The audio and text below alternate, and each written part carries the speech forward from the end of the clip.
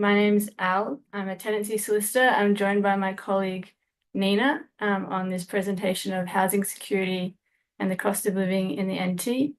I'd just like to acknowledge that we are presenting from Larrakia country.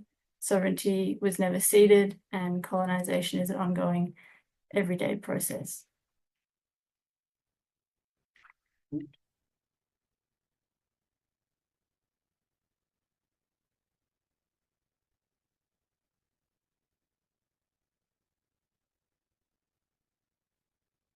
So just a bit about who we are. We're the Tenants Advice Service. We provide free and confidential tenancy advice to tenants in the Northern Territory. We can negotiate on behalf of our clients. We can assist with people going through the tribunal, sometimes representing them ourselves. We also provide community legal education, such as today, and advocate more generally or systemically on issues facing renters in the Territory. Hi everyone, I'm Nina. I'll talk us through our agenda for today. We're going to start off with a bit more of a broad policy discussion about viewing housing through a human rights lens, as opposed to viewing housing as an investment or commodity. This gives some context to the more specific issues we'll cover today. The tenancy issues we'll be looking at come under the umbrella of housing security and cost of living issues. So we'll talk about no grounds terminations, which are also often called no-fault evictions. We'll be talking about rent issues, so rent increases, when they can be done lawfully, when increasing the rent is unlawful, rent reductions, how tenants can negotiate that with landlords, and what tenants can do about excessive rents. We're also going to talk about options for a tenant to end a tenancy early.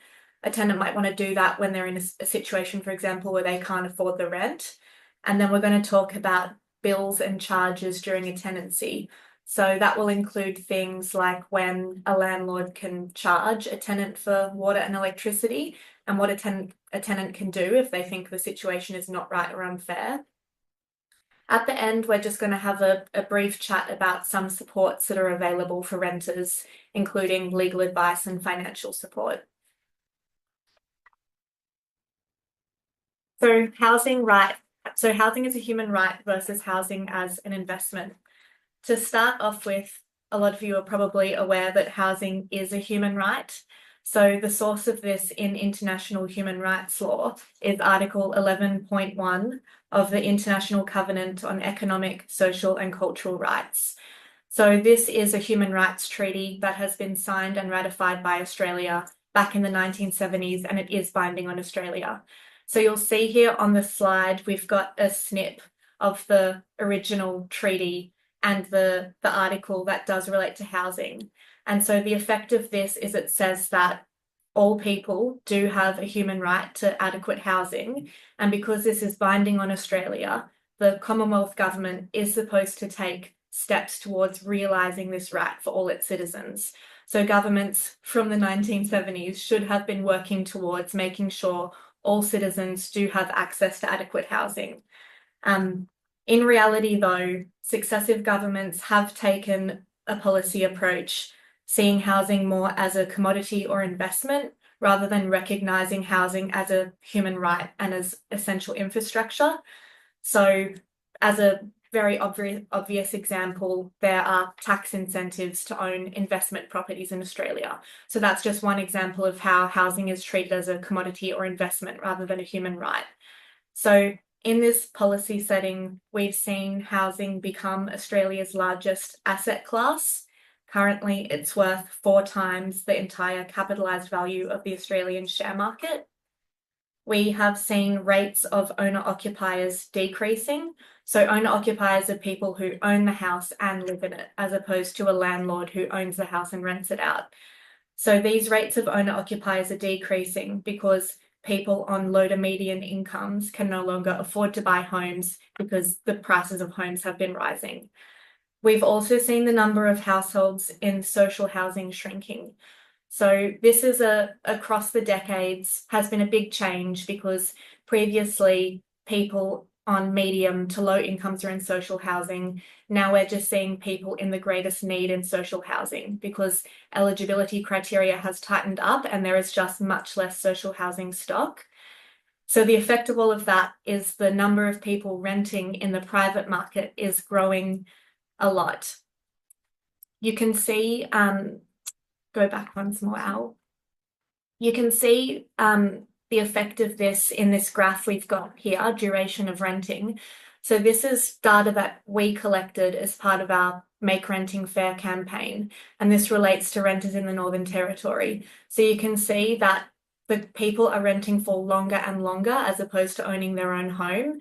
So for our survey participants, 26% of them had been renting for more than 10 years, which is significant, and 24% of them had been renting for more than 20 years. So I've just explained that the cohort of renters in the private market is growing rapidly. And what's the problem with that? Well, one problem is that there are just very few affordable homes for the people in this cohort to rent. Private rents are growing sharply. I think you don't need me to tell you that. We've all noticed that rent is going up. But one statistic we have is that in April 2024, last year, average rents in capital cities had gone up 10.2% compared to the year before. So that's obviously a huge jump for rents in 1 year, 10.2%. On top of that, vacancy rates are low and falling. So rent is going up and there's just less rentals available for people to move into. The situation with social housing is also quite dire. As I mentioned before, eligibility criteria means that now only people generally on very low incomes are eligible for social housing, and there just isn't enough social housing stock for this cohort of people. We've got a table on the slide here. I believe this comes from the Northern Territory Government website, and this relates to social housing in the Territory. You can see here the number of vacant homes highlighted in yellow and the number of people waiting for those vacant homes also highlighted in yellow. So we can see in Darwin, there's 2,604 people that, as at December 2023, were waiting for social housing, and only 52 vacant homes for those people to move into. And on top of that, although it says there's 52 vacant homes, the definition of vacant home is actually a little bit broad. So that can include homes that are undergoing a vacancy assessment or are getting repairs done and aren't actually ready for people to move into yet. So the number of social housing homes could actually be smaller than the numbers there that you see in the table. As Nina was referring to before about the survey data, I thought I'd just give a bit more information. Some people might already be familiar with these statistics if they've come along to a presentation of ours before. But we did ask a few specific questions around the cost of living and how secure people felt in their housing. And you can see, or just to start us off, the Territory has the highest proportion of renters relative to the rest of the country. And unfortunately, we have some of the worst rental protections.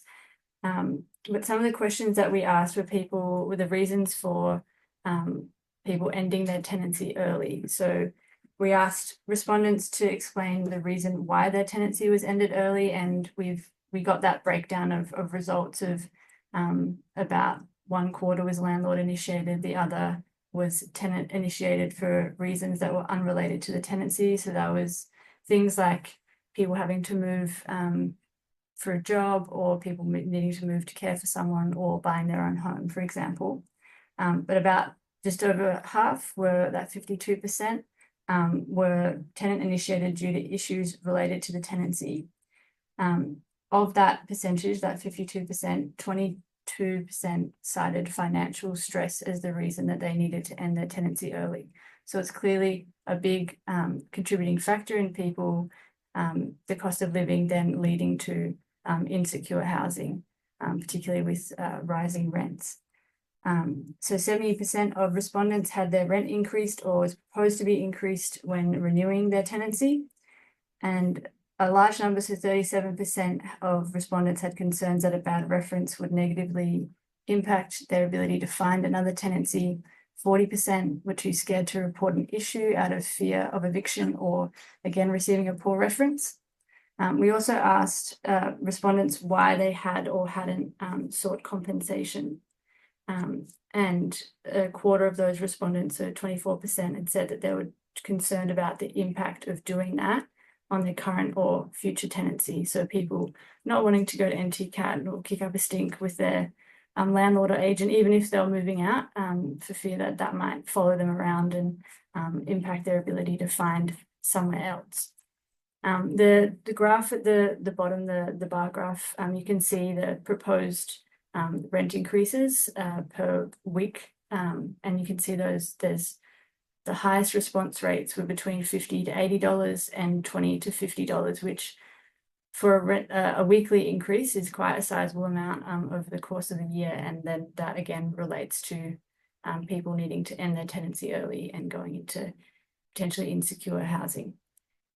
And on the very side, on the bottom right corner, we've got a quote from someone who just gives, I guess, some experience to these statistics, that she was only renting for 12 months on an open-ended agreement. I had 2 increases in rent during that period. When I questioned the second increase, I was told I had to vacate with 1 week's notice. I only managed to stay when I agreed to the second increase.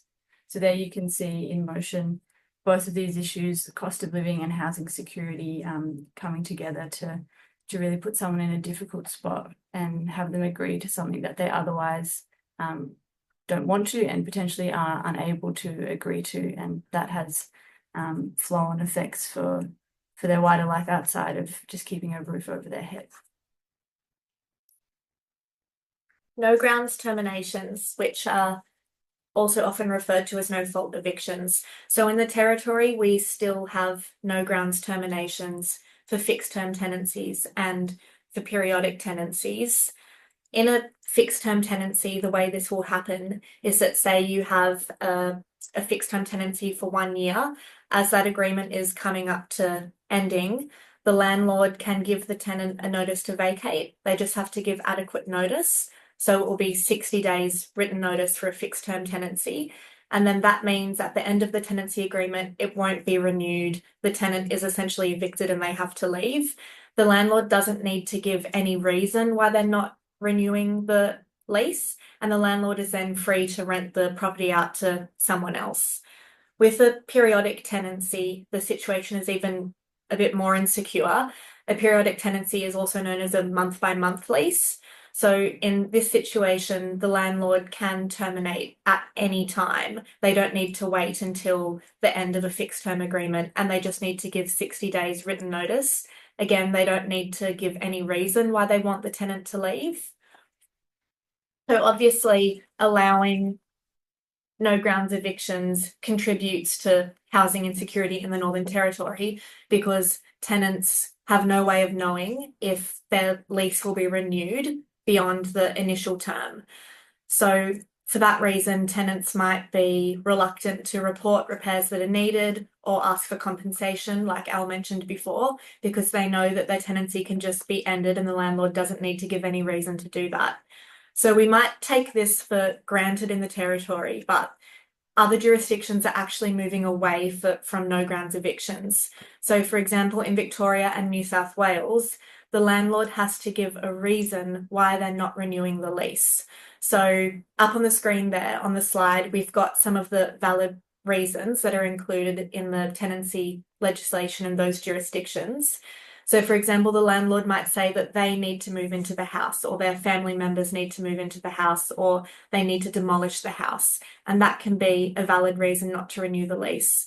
And this is actually in some ways enforced. So for example, a landlord might need to sign a stat dec saying that they're not going to use the property for any other reason after the tenants are evicted.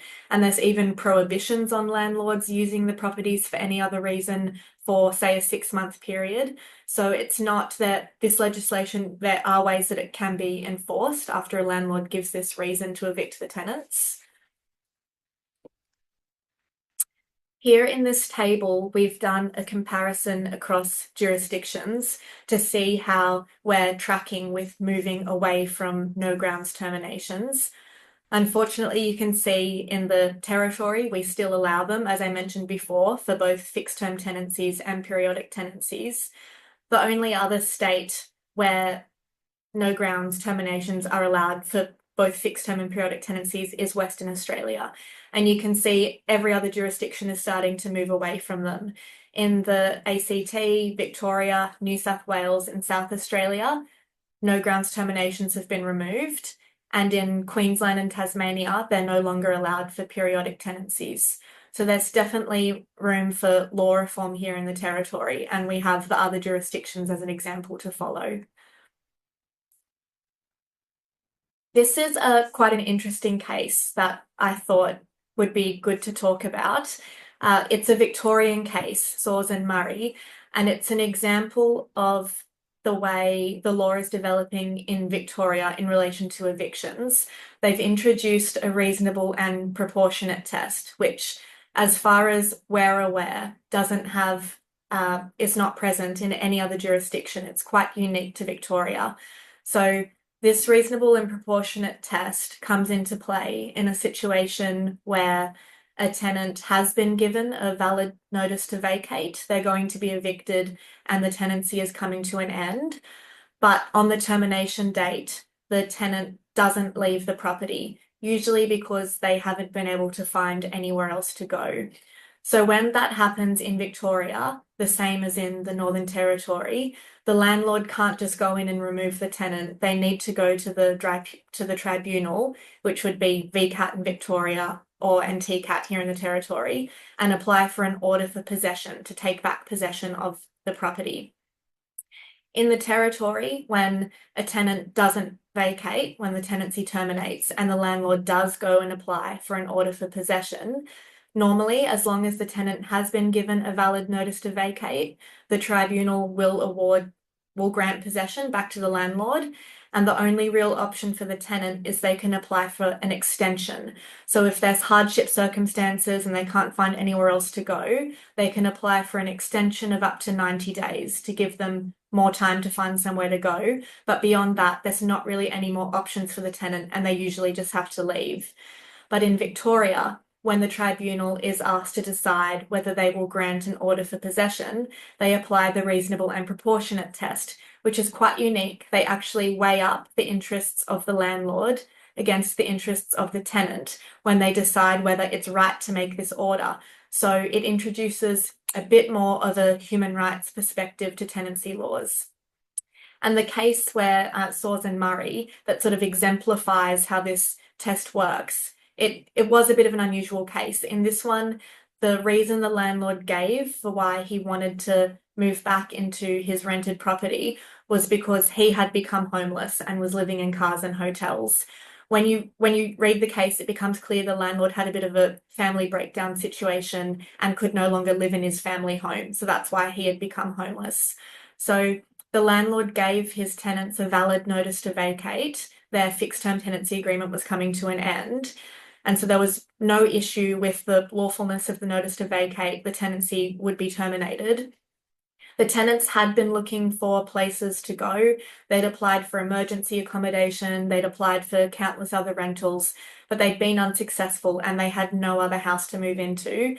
The tenants were a big family, grandparents, parents, 2 children. 2 of the children had disabilities, and the situation was such that if the order for possession was granted, this large family with disabled children would be evicted into homelessness. So it was a bad situation for both sides. So in this situation, VCAT applied the reasonable and proportionate test and actually decided not to grant possession of the house back to the landlord, so the tenants could stay in the property. We've got here a direct quote from the VCAT decision. The member said, "In considering whether it is reasonable and proportionate to make a possession order, I have had to come down to the very simple comparison that the needs of a family of 4 people for the house is greater than the need of a single residential rental provider. So here, essentially, the member is saying 4 homeless people is worse than 1 homeless person. Of course, this case, it is a bit controversial and it's unusual. And for this reason, it attracted a bit of media attention because it's much more common that the tenants will be at risk of homelessness and the landlord will not be at risk of homelessness.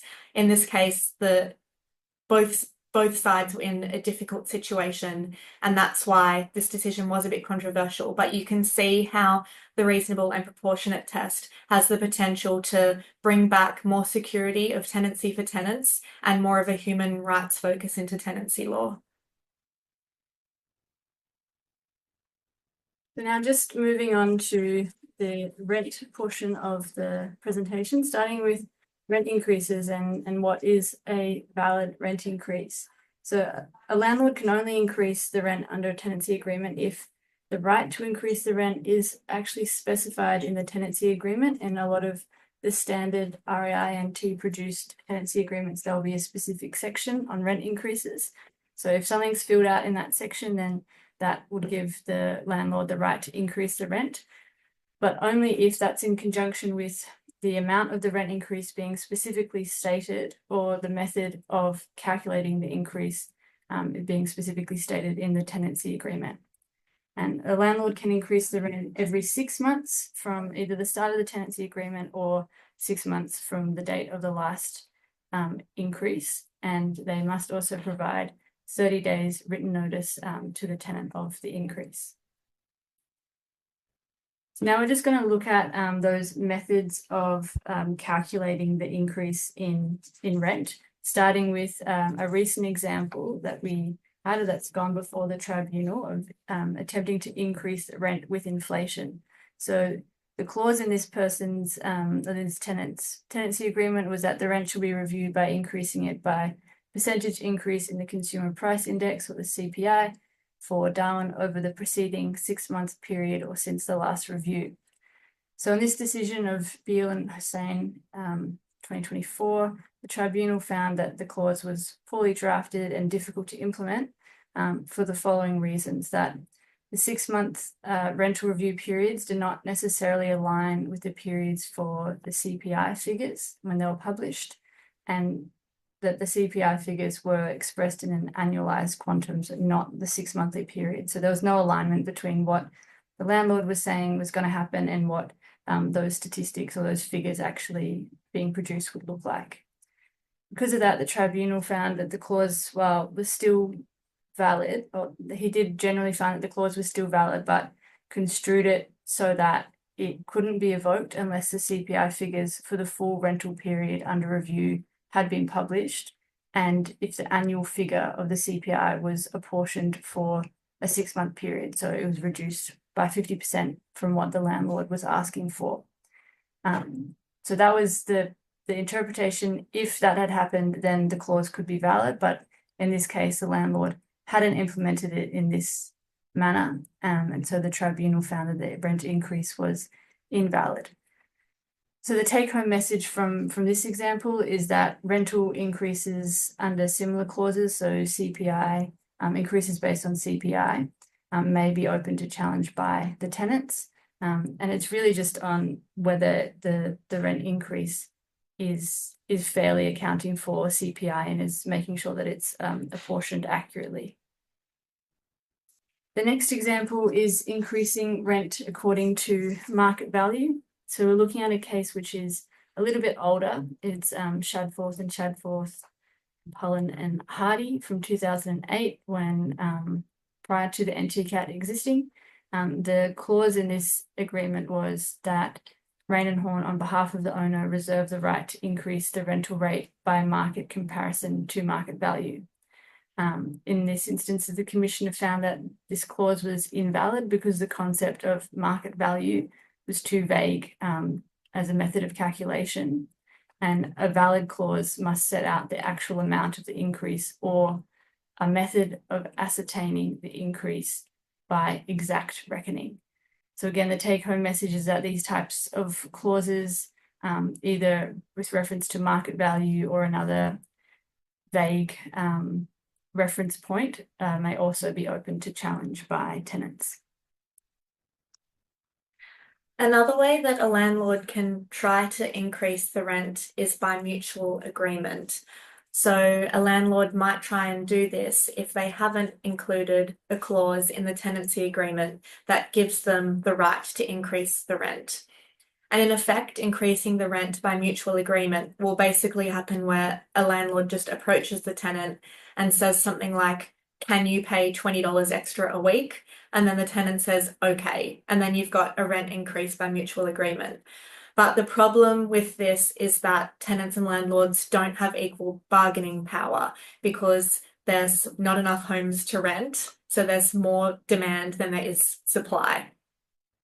So this can lead to situations where, for example, we're aware of cases where a landlord has approached a tenant and said, "I have a new tenant that wants to move in at the end of the tenancy. She's willing to pay more rent, but if you start paying $20 extra a week now, I'll promise to renew the lease."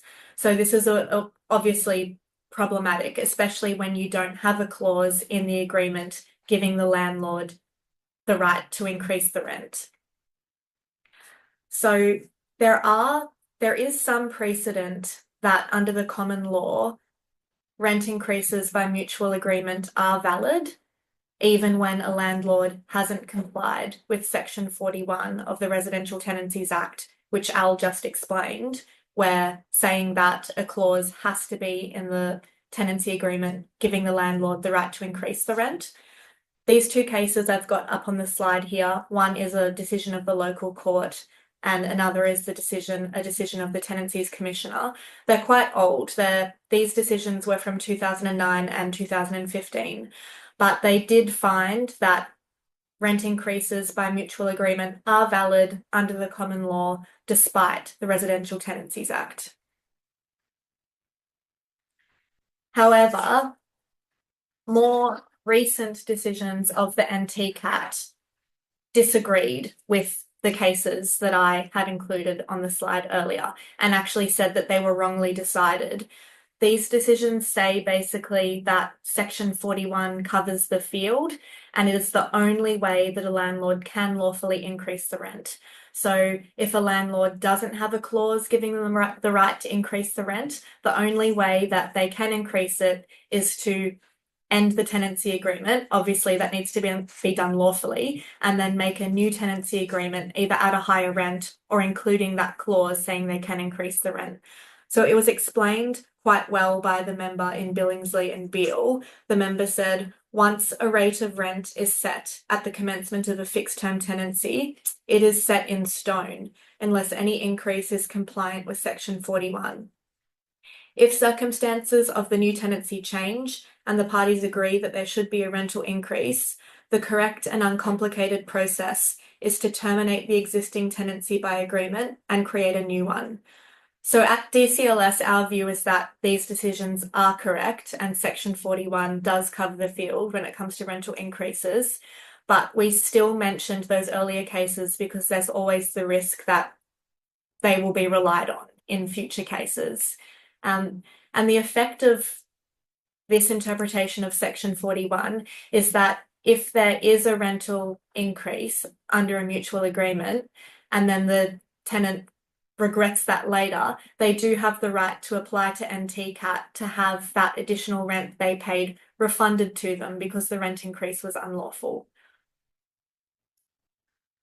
Here we've got a table with the law relating to rent increases across states and territories. Again, we can see that the Northern Territory unfortunately isn't doing very well when it comes to the law relating to rent increases. The first row there is the notice period for rent increases. In the Territory, the landlord only needs to give 30 days notice. So that's the lowest notice period in the country.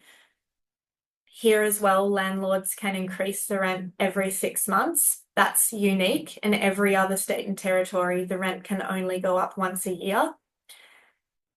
Again, in the Territory, there's no limit on the amount rent can be increased. Of course, as Al explained before, the agreement has to include the method of calculation, and that needs to be a valid method, but there's no limit on how much the rent can go up under that method of calculation, as long as it is as long as it's certain. So, for example, a lease could include a clause saying in 6 months the rent will go up 50%. And that is certain enough to be valid. That's a method of knowing the increase by exact reckoning. But that is not actually a unique situation. In all other states and territories, apart from the ACT, there's no limit on how much rent increases can be. The situation in the ACT is different, and this is a result of recent law reform. Rent can only go up in the ACT according to the Consumer Price Index. So this could be a good option for law reform in the Territory, and it wouldn't even be that disruptive because a lot of landlords do include a term in their lease saying rent will go up according to CPI anyway. And just to build off of that, with the 6 months frequency of rent increase, something that we see a lot of is, and I'm sure people would know, that the Darwin rental market has some annual fluctuations with people coming in for work and then leaving over the quieter periods, and the rent that you're charged will really depend on the time of year that you're looking, and so having, if it were to be a rent increase every 12 months, that would take the edge off some of those more market shifts, because if you're looking at the start of the year, you're much likely to pay a higher rent than if you were coming at the end of the year, for example. But once that the amount of your rent is set, it's not changing for the next year potentially. So it would just be a good way of capping off those market fluctuations. So looking at rent arrears, and I guess how it's supposed to go with when you have rental arrears. So generally, legal action can't be taken against a tenant unless they are more than 14 days in arrears. So you might be receiving notices from your agent or your landlord saying you're a day behind, you're 2 days behind, 3 days. They can't actually legally do anything until the tenant is more than 14 days in arrears.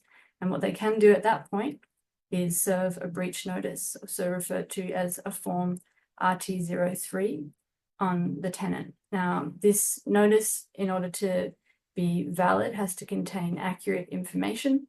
So that means the amounts that they're saying that you need to repay and the date that they provide, they all have to be correct. And the notice has to allow more than 7 days for compliance after the date the notice is actually given. So that means that generally with the breach notice, it'll state that you're in breach, here's how much you have to pay up by, and here's the date you have to pay up by. And if that's all good and well, then that's a valid breach notice. If a tenant complies with that and pays by the date, then there's no further issues, hopefully. If they don't and they don't comply with the notice, the landlord has the option to make an application for termination at the tribunal within 14 days of the compliance date of that notice. So if this is something that you as a tenant are wary of, or if you're a service provider, it's just something to keep an eye out. Like people do fall behind in their rent, but there is a critical period that if you catch it, ideally before the 14 days, so there's no notice, but even after, when they've received a notice, that's the time to be taking action to make sure, or to put the tenant in as good a position as they can be to avoid further potential action through the tribunal, which may result in the termination of their tenancy. Now, this presentation's generally on cost of living and housing security. Unfortunately, in the Territory, there are no specific financial hardship provisions for renters to maintain their tenancy. But there are a few options for renters to consider if they are in a position where they're struggling to make ends meet and to keep up with their rent. So just to briefly go over them, and then we'll go through in more detail. There's the option to ask for a rent reduction, make an application for an excessive rent declaration, ask to sublease the tenancy, or end the tenancy earlier. And there's a few different ways of doing that, which we'll go into. So looking at rent reductions first, the rent can be reduced by agreement between the parties, which is as distinct from being increased by agreement between the parties. Unfortunately, a landlord doesn't need to agree or necessarily even consider a tenant's request for a rent reduction. But in saying that, an agreement to reduce the rent is much less time consuming than having to go through NTCAT to bring a claim for compensation. And if it can be dealt with during the tenancy, that's generally a better deal for and use of time for both the landlord and the tenant. We've got a template letter available to download on our website for tenants to use if they would like to request a rent reduction. It just kind of sets out what the Act says and just fill in your details and your particular situation while you're requesting the rent reduction. It can help people just get started. The next thing is excessive rent declarations. So the rent can be reduced by order of the tribunal. So that's where the tenant brings an application to the NTCAT for a declaration. NTCAT, if they are convinced, they can vary the amount of rent that is to be paid, when that new amount is to take effect, and for how long. But in order to do this, NTCAT has to be satisfied that the rent is excessive, having considered the general level of rents for comparable properties in the area and the cost of any services that are provided by the tenant or the landlord under the agreement. This means that an application for an excessive rent declaration is unlikely to be successful if the rents are generally increasing in the area or they have increased. So we often see people who come in and say, my rent's been put up every 6 months or 12 months for the past 5 years, and now I'm paying X amount. And I think that's excessive, or it's just the fact that the rent has been going up that, and they don't think it's reasonable. Unfortunately, the tribunal has regard to what the general rent setting in the area is, and if they're being charged a comparable rate, they're unlikely to get this declaration from the tribunal.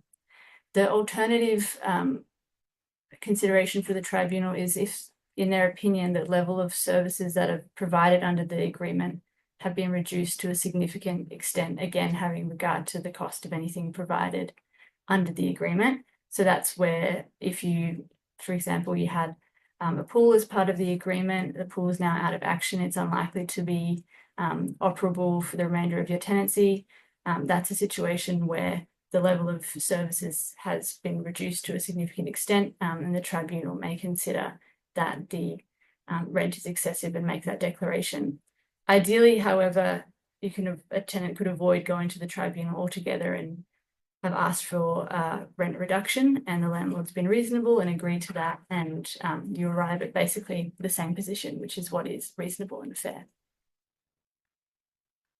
Now, looking at ways of ending the tenancy early, starting off with mutual termination, which is a fan favourite. It's where both parties agree to end the tenancy at a set date and there's no further liability. This is as opposed to a lease break, which we'll get into a bit later. We've also got a template letter for tenants to use to request a mutual termination. The reason it's a fan favourite is that it costs nothing for the tenant to ask, and there's no harm in asking. And depending on your situation, sometimes landlords or agents can be sympathetic to the circumstance. Also in situations where there's been ongoing repair issues and the tenant saying, look, we're just not meeting eye to eye here, nothing's happening, and we'd like to terminate the tenancy. Sometimes it's the easier path to go down, and tenants can have luck in terminating the tenancy that way. So it's generally worth a try. The next option is assigning or subletting the tenancy, and a tenant has a right to ask to assign or sublease their tenancy, or they have a right to do that, and it's for the landlord to determine whether they consent to it. So if a tenant assigns their tenancy to someone else, the consequences of that is that all of the rights and interests in the tenancy are given to that other person, and the contract between the landlord and the now former tenant effectively ends, although the tenancy continues. So it'll be the exact same tenancy agreement that this person's taking over, which includes the end dates. So again, that's distinct from a lease break, where If you break the lease, the next agreement that gets entered into is a completely new agreement with, say, another 12-month period, whereas an assignment you'll take on potentially, the last few months of an agreement. If a tenant is to sublease their tenancy, they effectively create a subtenancy under which the tenant who is originally on the tenancy agreement becomes the landlord or the head tenant to the new tenant or the subtenant. And now just looking at when a landlord, or what happens when a tenant asks for consent to assign or sublet their tenancy. So a landlord may refuse consent with a good reason. For example, if there's not enough bedrooms in the house for the subtenancy arrangement. If that happens, then no sublease or assignment occurs. If a landlord unreasonably refuses to consent, then the tenant can apply to NTCAT for a declaration that the landlord has unreasonably refused. And if they win, then the assignment or the sublease takes effect. They don't necessarily, and we should have made this clear, they don't necessarily have to apply to NTCAT for a declaration, but it's generally a better position to be in because there will be deemed consent if the landlord unreasonably refuses.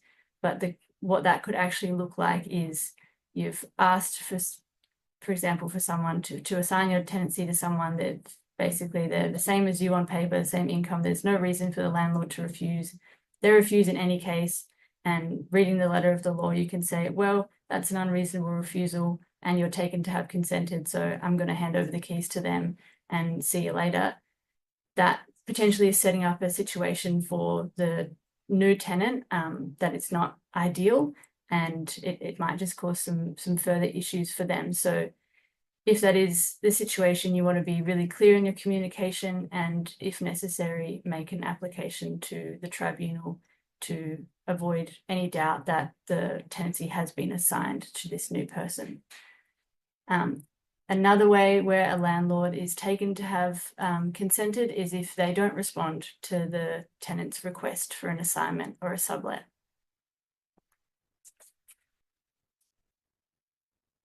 Now, looking at the second slide on this ending tenancy early, it's a hardship application.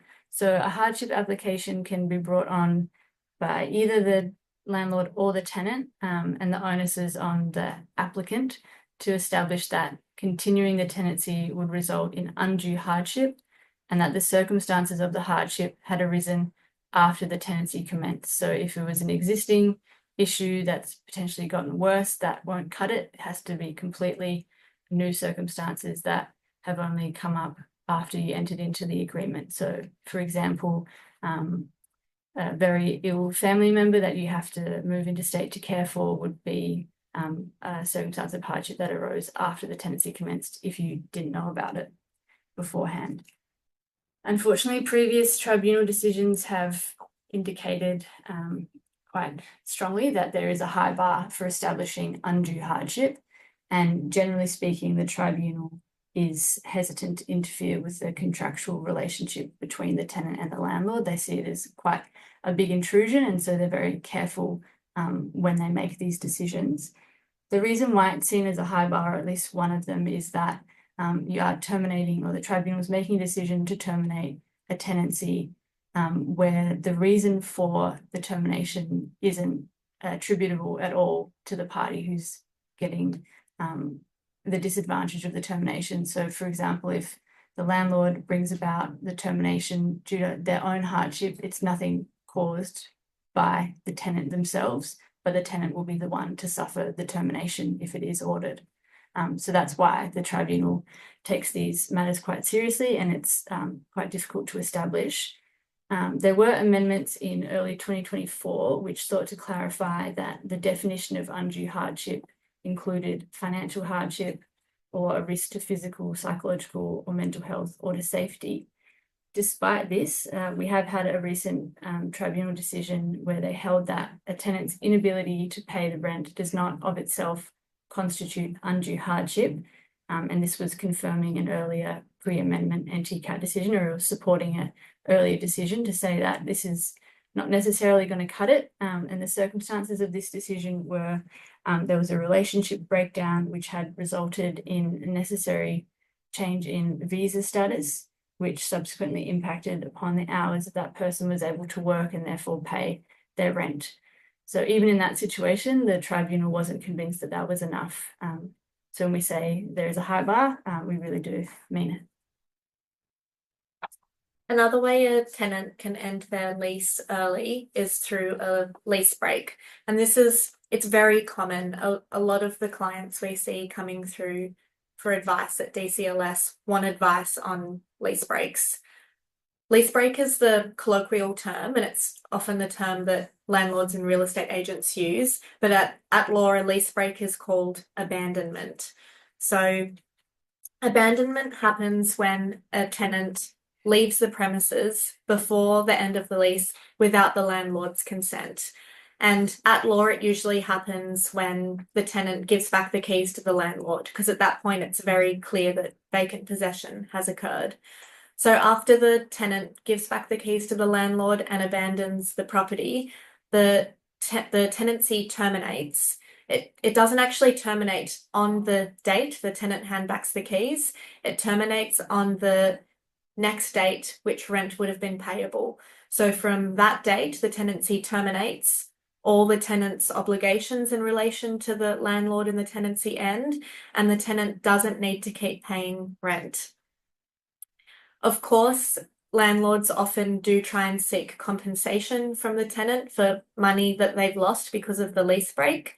Usually this happens, this takes the form of the landlord withholding money from the bond to cover the cost of lost rent and the cost of re-advertising the property.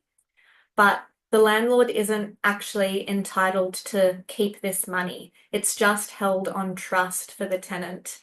If the landlord does want to keep this money that they've taken from the bond, they have to make an application to the tribunal to basically get permission to keep the money they've withheld from the bond to cover the cost of abandonment. And there's a strict time period on that. So from the date that the tenant abandons, which usually is the date the tenant hands back the keys, the landlord has 3 months to go to the tribunal and make that application to keep the tenant's bond. If the landlord doesn't make that application within 3 months, then the tenant can make their own application and ask for the bond back. And any money from the bond that's been held to cover the cost of abandonment needs to go back to the tenant because the landlord is out of time to claim that compensation. There's also been some fairly recent amendments to the Residential Tenancies Act that came into effect in January last year, which place a cap on the amount of compensation that the landlord can claim for a lease break. So if the tenant has already been there for more than half of the tenancy agreement at the time that they abandon, the most that the landlord can claim for lost rent is 14 days. But if the tenant leaves quite early on in the lease and there's more than half of the agreement remaining, then the landlord can claim a maximum of 28 days lost rent. So that's the lost rent part, but the landlord can also claim reletting fees. In reality, this is usually a re-advertising cost, and it's usually a few $100s.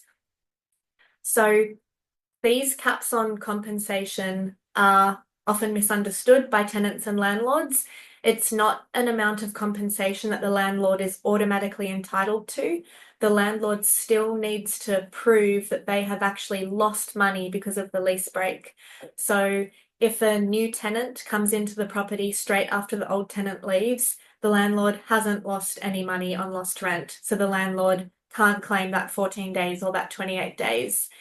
The landlord also has a duty to mitigate their loss, which in this situation means that a landlord needs to put in a proper effort to re-advertise the property and try and find new tenants.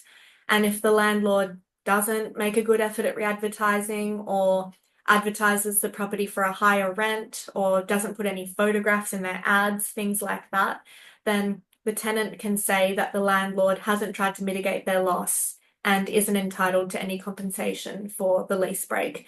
And tenants do sometimes succeed on that argument that the landlord hasn't mitigated their loss. So what I've just explained there was how the law of abandonment should work, but very commonly we see landlords asking for payment from tenants in a lease break situation, and these payments are not lawful because the only way that a landlord can get compensation for abandonment is if they get an order from the tribunal awarding them that compensation. So here we've got two screenshots of real life communications between landlords and tenants. One of them on the left shows that this is a lease break situation and the landlord is trying to ask the tenant to pay them a sum of money that they've calculated according to a consumer affairs formula, which sort of looks very legitimate and legal perhaps, but it's not. Our understanding is that Consumer Affairs did used to have a formula like this on their website a few years ago, but it's now out of date. The law has changed and this formula it's not a representation of the law. Landlords can't charge tenants money according to this formula. On the right, we have an email between, it's from a landlord to a tenant. The tenant's broken the lease and the landlord is telling the tenant that they need to keep paying rent up until the landlord finds another tenant. So it's a very common claim of the landlord, and it's often believed by tenants, and they keep paying rent thinking that they're obligated to under the law, but they're not. As I explained before, after abandonment, on the next day rent would have been payable, the tenancy terminates and the tenant doesn't need to keep paying rent to the landlord. If the landlord wants compensation, they have to go to the tribunal and ask for it. And now moving on to bills or charges. So under the Tenancy Act, a landlord can only charge the tenant for utilities if charges for electricity, gas, or water that is actually supplied to the premises. It's included in the tenancy agreement, and the landlord would otherwise be liable to pay for these amounts. In order for the premises either have to be individually metered, or if they're not, the tenancy agreement has to state the method of apportioning the charge and how it is to be paid to the landlord. So we see this often in situations, for example, properties that are on blocks, which maybe share a bore, or granny flat situations where there's potentially two separate groups of people living, or possibly more, living on the property, but there's only one meter. It's not technically individually metered. That's where the tenancy agreement should set out a method of apportioning. If it doesn't, the tenant has the option to bring a dispute either directly to the landlord to say, this isn't fair, and there can be, I suppose, a negotiation around that. Alternatively, the tenant could apply to the tribunal to determine the charges payable, and the NTCAT has the power to order that money either be paid to the tenant or refunded if they've already paid it. It's an offence for a landlord to ask that a tenant pay one of these charges for electricity, gas, or water if the amount hasn't been calculated in accordance with what the agreement says, and generally what the Act says as well. Now, because tenants are liable for the charges that they've agreed upon in their tenancy agreement, as well as any other charges that they've signed up for. So electricity is usually just in the tenant's name. It doesn't necessarily form part of the tenancy agreement. And because a landlord's duty to carry out repairs only begins when they are made aware of a repair issue, tenants can be liable to pay large bills, even if they weren't aware that there was an underlying issue. For example, there's a large charge for some hot water systems, or there's a leak from the pool. Even if they weren't aware of it, if that also means the landlord wasn't aware of it, and they don't have necessarily a claim to bring to say, I shouldn't be responsible for it because it's your faulty property or your faulty appliance. If the landlord didn't know about it, then the tenant's just out of luck. Now, to avoid these bills from happening, it's a good idea for tenants to check the property for leaks and monitor the meter for any changes after you turn off different things around the house, and to report any emerging issues, however small, as it might be part of a bigger issue. The earlier, the better. A good example of this is a particularly green patch on the lawn could indicate that there is a leak happening under the surface, and what to do if the tenant gets a big bill. If not already identified, you should try and find out the cause as soon as possible and notify the agent or the landlord. There's also some hardship programs or allowances that tenants can look into. So Chicana has a hardship policy if people are struggling to make repayments or to keep up with their payments for electricity. And there's also Power and Water has a water leak allowance. This is specifically for landlords, but it would be in a situation where there's been an issue with power and water appliances or infrastructure that has led to a large leak. In that case, Power and Water do have a program where they can reimburse landlords a certain amount. So can be a good idea for tenants to raise if it is an issue that, potentially I don't have to pay for this water excess. You can go to Power and Water and kind of put it to them to say that this should be reimbursed in this way and not fall on the tenant. And I think, Yeah, that's the end of our substantive content. Hopefully that was useful for everyone. Up on the slide here, we've got some supports that are available for renters. There's financial counselling. We've got a great financial counsellor at DCLS. She can help people with budgeting, making sense of their debt, helping them make a payment plan for rent arrears, that kind of thing.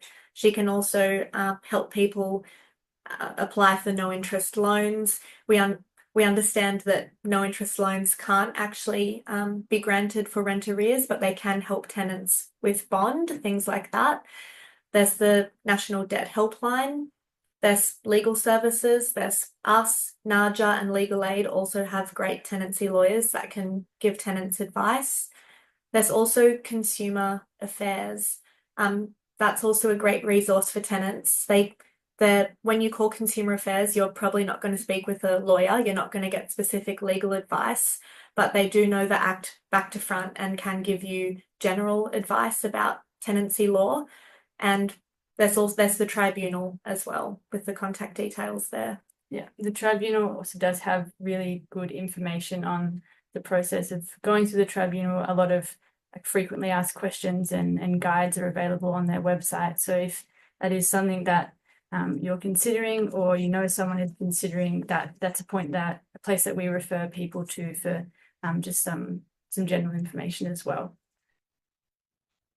And now I think we are coming up to any questions. We've also, I think, just at 1 o'clock or just past it. So feel free to head off if you need to, but we can hang around for some questions if anyone has any.